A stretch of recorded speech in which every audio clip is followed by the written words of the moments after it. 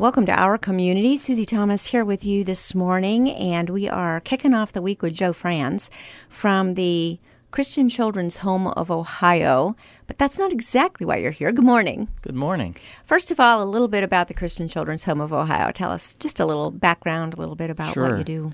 Started out really about 50 years ago, almost 50 years, and started as a home where three gentlemen wanted to create a nice, safe place where kids could meet Jesus, honestly. And so it was a kind of a foster care home. Started out with about 3 kids, and today, obviously, we've helped literally thousands of children through the years. Oh, it's wonderful. Well, you got a very unique idea, and it was to write a book, and a book about a story that's very familiar to all of us who live here in Northeast Ohio. So tell us a little bit about that background. Well, last year, just almost to the date, it was the Cavs had started their miraculous comeback, if you will. I remember after Game 6, it was a Friday, we were heading home from work, and I was thinking, wow, they could actually win this thing, you know. And then I realized it was on Father's Day, and thought, wow, it wouldn't just be a good story. It wouldn't just be kind of NBA history, if you will, but it would literally be a miracle for the city of Cleveland and the Cavs franchise. All right, so let's explain to everyone, while we're talking right now, we don't know. We're hoping that this series is still going on as we air. So we don't know. But at that time, nobody had come back being down 3-1, come back to win it. That just seemed like the impossible. And I love the way the book has miracle spelled with CLE in a separate color and the gold, the Cavs gold, just for Cleveland. It was describe for you what that was about. I mean, just how that felt. And yes, it was Father's Day, and fathers and sons had suffered through so many Cleveland setbacks, and they had just released Believe Land, just talking about how painful it is to be a Cleveland sports fan in general, and then this happened. What did that do for you? It was just euphoric, really. I never experienced anything quite like it. Obviously, you just hope for it year after year after year, and finally just to experience it, to be able to high five, friends and family, and just be, really celebrated for days, And I honestly, even though I know we're in the midst of it now, and it's still exciting to think about. It would be really fun this year to do it again after being down 3-0. That would be an even bigger comeback. Yes, it would. So we don't know, but we're hoping at this point, as you hear us, we're just hoping. What was your reaction? Because for us, we didn't know how to act. We didn't make any sounds for a while. We just were standing there in silence, like, what do we do? We've never been in this position before.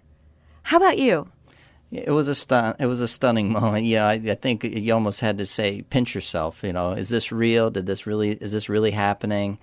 And it was just one of those things that just kept going on and on as far as just letting it soak in, but after a while, we were dancing around, running outside. I think, everybody was honking horns. It was just crazy. It was amazing. Did you get to any of the watch parties during that time? I did. Yes, us too. It was a lot of fun. Those were amazing, weren't they? They were. Just amazing. All right, so the book, Faith, Fatherhood, and the Day Everything Changed for Cleveland sports fans. Make the tie there. Well, Father's Day was the day they won it all. It truly was a miracle, so thus the name Father's Day Miracle. We know, guys are notorious and dads are notorious for cheering on their favorite Cleveland sports team year after year after year, even though they really struggled and let us down. This was the year they won it all, and we wanted to celebrate that. We wanted to celebrate dads, and in particular to highlight fatherhood and how important it is. Sports play a key role in our society, especially here in Stark County in Northeast Ohio. It's in our blood, and but we wanted to highlight that. But we quickly made the connection that in our line of work at the Christian Children's Home, in our foster care and in our counseling ministries, we work with a lot of children that unfortunately don't have a father in the home. And so we see firsthand the effects of that. And we wanted to take a unique approach and kind of ride the wave of enthusiasm around the Cavs. LeBron has done a really great job at being a role model, not just on the court, but with his family and with his kids as their father. And so we felt this was a strong way to reach out to men. We have spoken with people here on this program who had not had a father or who had not had a grandfather in their lives and now are trying to pave the way of being a father or being a grandfather. And LeBron would fit in that same scenario, that growing up without a dad, with a strong single mom who he gives a lot of credit to helping to shape and mold him. And he also had some men come into his life, basketball coaches and guys take him under their wings to serve that purpose. But then now, as you say, to be a great role model of a father in his own family. Does the book kind of touch on that, and in what ways?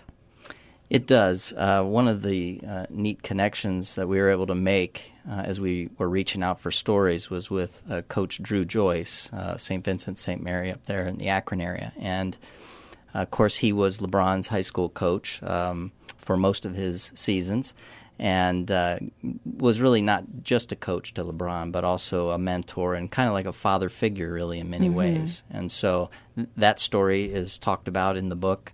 So Coach Drew talks a lot about his own life and his faith and his journey, but he also talks, and his own dad, but he also talks a lot about his kids and LeBron, and just he really saw his role as a coach, not just as being a coach, but kind of as a sacred calling, if you will. Now, we're not saying by any means that sports is the only thing that connects fathers and sons. Some people, their aptitude is something completely different.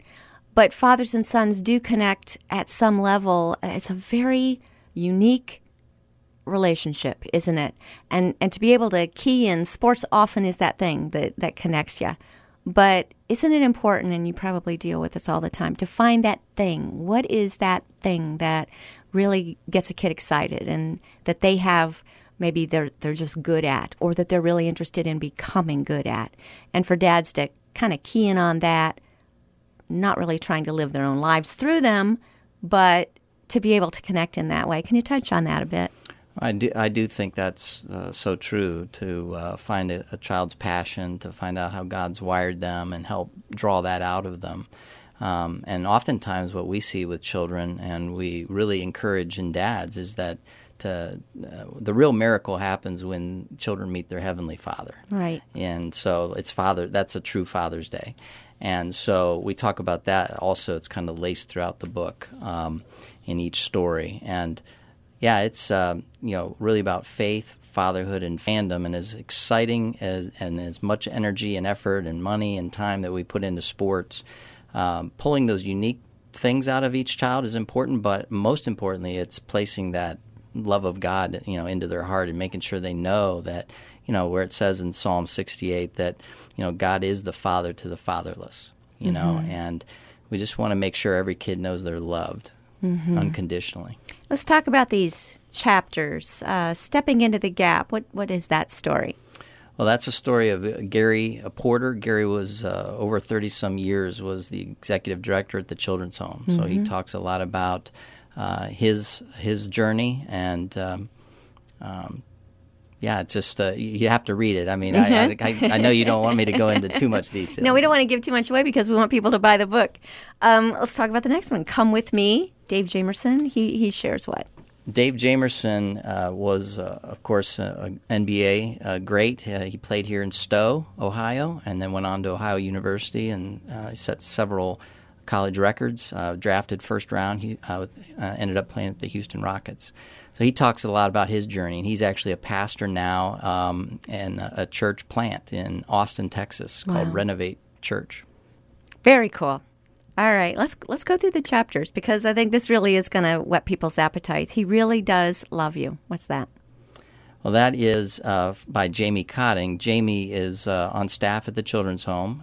He's our our marketing director, and that played a big role in the book and helping to put together a lot of the chapters and design.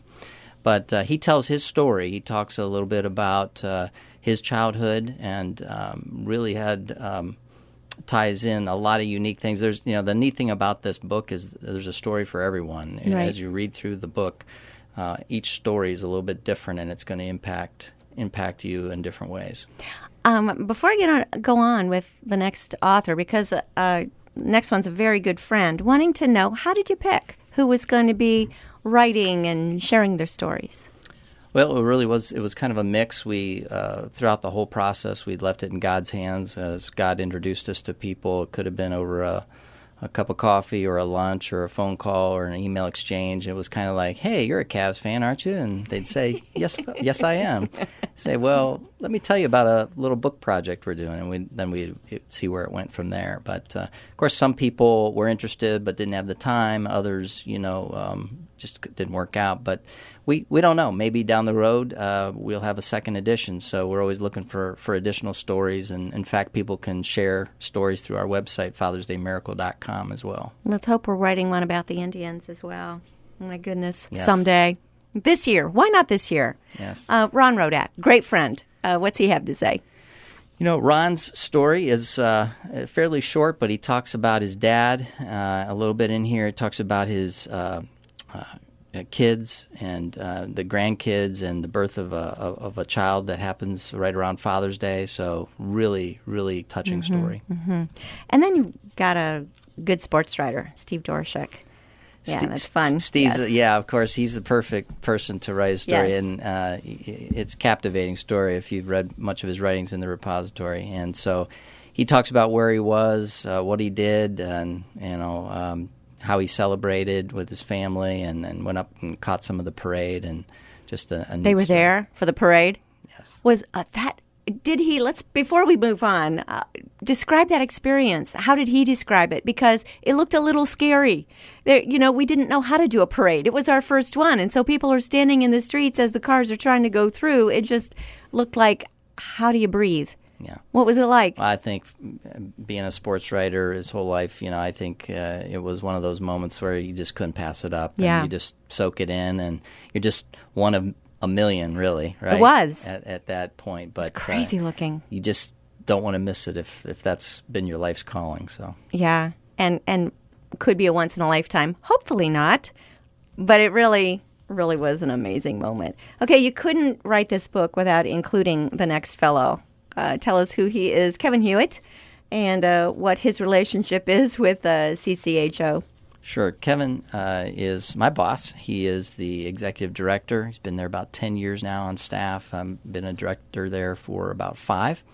And so when we came to him with this unique idea, we weren't sure. I was relatively new still at the time, and just kind of ran it by him. I knew he was a big sports fan, and he said, let's do it. Let's go for it. So Kevin was really supportive. His story in there, he talks a lot about his son and the journey they've had and love of the Cavs. So it's just a neat story. I love the title, Hardwood Life Lessons. That was the one thing I know as our boys were growing up, that they liked sports, they liked to participate in sports, but we were always trying to tie the life lessons that you learn from it, because there's something about sports. It's just this little microcosm of life, whether it's basketball, golf, or what have you. You can learn a lot about a person, and you can learn a lot about yourself, how to be a member of a team, how to pick yourself up from your bootstraps, how to come back from defeat, how to win graciously, all kinds of life lessons that go along just with sports. Is that what he touches on? What are these hardwood life lessons, without giving too much away? Yeah, I think one of them really ties to humility as well, and just being humble, realizing that God's, got a journey for each of us, and even if he's given you a lot of special abilities and talents, but to keep it in check and to be humble when you're interacting with others and as a leader. And so I see that play out. It's neat to look back and read some of the history there as he's grown up and as he's learned these lessons, but I don't want to give too much away, but it's really, really a great story. Awesome. All right. We do need to take a little bit of a break. We're speaking with Joe Franz. He's from the Christian Children's Home of Ohio. They have a book out that you are going to want to order. It's called Father's Day Miracle. If you're looking for a perfect Father's Day gift, you can still get it. Joe, how can we get it? I'd recommend going on Amazon.com, just search Father's Day Miracle. It's also available on Barnes & Noble and Books A Million websites, so that's probably the easiest. Thanks. We'll give that to you again, but for now we're going to take a short break. We'll be back after these words. You're listening to Our Community.